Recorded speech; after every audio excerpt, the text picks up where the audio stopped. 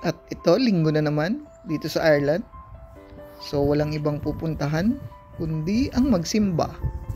Magpapasalamat sa Panginoon sa biyayang pinagkakaloob niya. Ang kagandahan dito, may mga malalapit na simbahan na walking distance lang.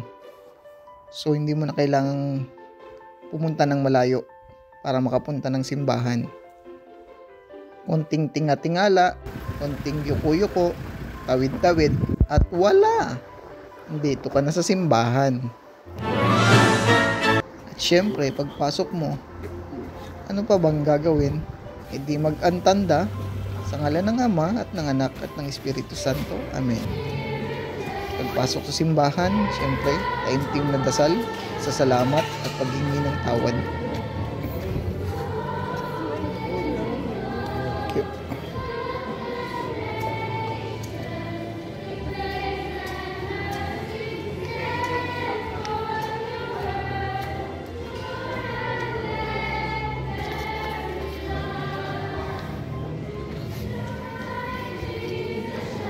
At ito pa nga pala ang kagandahan sa pagsimba sa Ireland.